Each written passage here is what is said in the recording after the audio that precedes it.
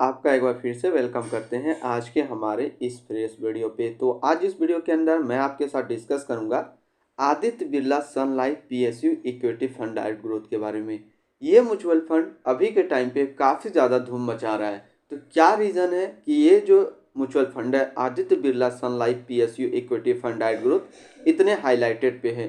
तो सबसे पहले जरा इसका हम लोग रिटर्न को देखेंगे तो आपको समझ में आ जाएगा कि ये म्यूचुअल फंड इतना हाईलाइटेड में क्यों है। तो जरा पिछला हम लोग इसका 1 साल के रिटर्न की बात कर लेते हैं। तो 1 साल के अंदर जो रिटर्न दिया है वो 64.14% का रिटर्न दिया हुआ है। 3 साल के रिटर्न की बात कर लेते हैं तो 3 साल में जो रिटर्न दिया है वो 43% का रिटर्न है। और एनुअल रिटर्न की बात कर लेते हैं तो एनुअल रिटर्न है 31.57% का। तो सबसे पहले रिटर्न में जरा हम लोग 1 साल का यदि रिटर्न देखें तो 1 साल के रिटर्न में ही आपको मालूम चल जाएगा कि जो म्यूचुअल फंड 64.14% का रिटर्न दे रहा है वो कितना हाई रिटर्न की वजह से जो है अभी हाईलाइटेड पे है। तो क्या इतना रिटर्न देख करके हमें इन्वेस्ट करना चाहिए इस म्यूचुअल फंड के अंदर? यदि इन्वेस्ट करना चाहिए तो क्या हम लोग एसआईपी करें, लमसम करें या वन टाइम पेमेंट करें? ये सारी जानकारी भी आपको इस वीडियो के अंदर लास्ट तक जरूर मिल जाएगी।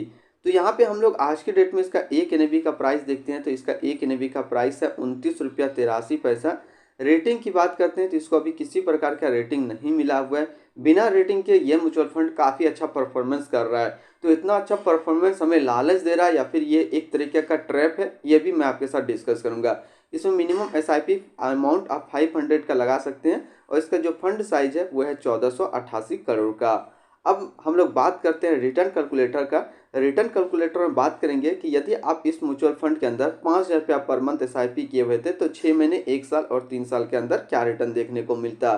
तो 6 महीने में जो आपका पैसा जमा होता है वो जमा होता है 30,000 रुपया, आपको मिलता है 37,446 रुपया। 1 साल की बात कर लेते हैं तो 1 साल में जो आपका पैसा जमा होता वो जमा होता है 60,000 रुपया, आपको मिलता है 86,596 रुपया। 3 साल की बात कर लेते हैं तो 3 साल में जो आपका पैसा जमा होता वो होता है 1,80,000 रुपया और आपको मिलता है 3,39,921 रुपया। ये तो हम लोगों ने देखा यदि आप मंथली 5,000 रुपया एसआईपी कर रहे हैं तब ये। यदि वन टाइम हम लोग पेमेंट कर दें, मान लीजिए किसी के पास फंड है, अवेलेबल फंड है, मान लीजिए आपने 1 लाख रुपया इस म्यूचुअल फंड के अंदर एक बार में इन्वेस्ट कर दिया तो 6 महीने में जो आपका पैसा रिटर्न होता वो होता 1,22,413 रुपया। 1 साल के अंदर जो रिटर्न होता वो होता 1,64,140 रुपया। और 3 साल के अंदर जो आपका 1 लाख रुपया लगभग 3 लाख रुपया में ट्रांसफर हो गया होता, यानी कि 3 साल में पैसा 3 गुना आपका बन जाता।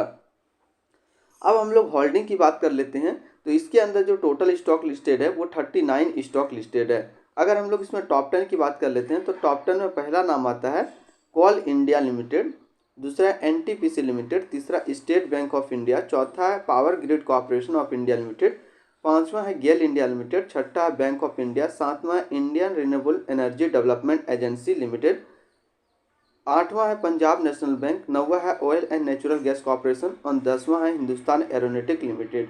तो यहाँ पे जरा इसका हम लोग होल्डिंग एनालिसिस को देखते हैं तो Aditya Birla Sun Life PSU equity fund direct growth का बात कर लेते हैं। इक्विटी पे कितने परसेंट है? 95.8% और कैश पे है 4.1%।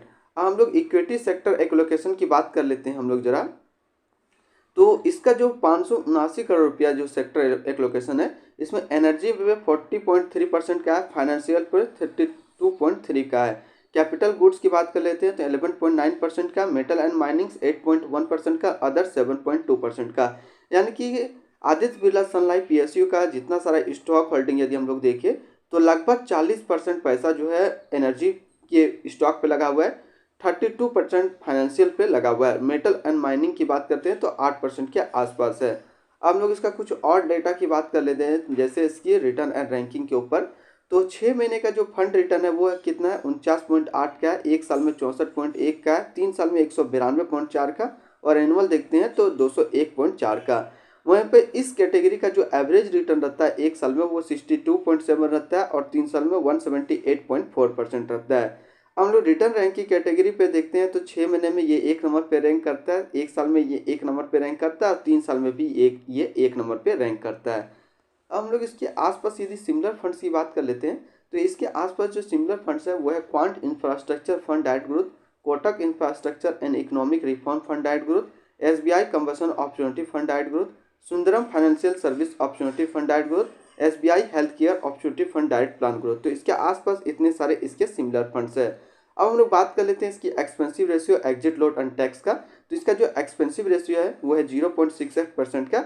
एग्जिट लोड की बात कर लेते हैं, यदि आप इन्वेस्ट किया हुआ पैसा 30 दिनों के अंदर रिडीम कर लेते हैं तो 1% का एग्जिट लोड यहाँ पे देना होगा। स्टैम्प ड्यूटी की बात कर लेते हैं तो स्टैम्प ड्यूटी है 0.005%। अब हम लोग बात कर लेते हैं इसकी फंड मैनेजमेंट का। तो इसका जो फंड मैनेज कर रहे हैं वो है धावल गाला, जो कि सितंबर 2022 से प्रेजेंट है, और है धावल जोशी, जो कि नवंबर 2022 से प्रेजेंट है। तो आज इस वीडियो के अंदर मैंने आपके साथ डिस्कस किया Aditya Birla Sun Life PSU equity fund direct growth के बारे में। तो फिर मिलते हैं हम लोग नेक्स्ट कोई इस तरीके का वीडियो की अच्छी जानकारी को लेकर के।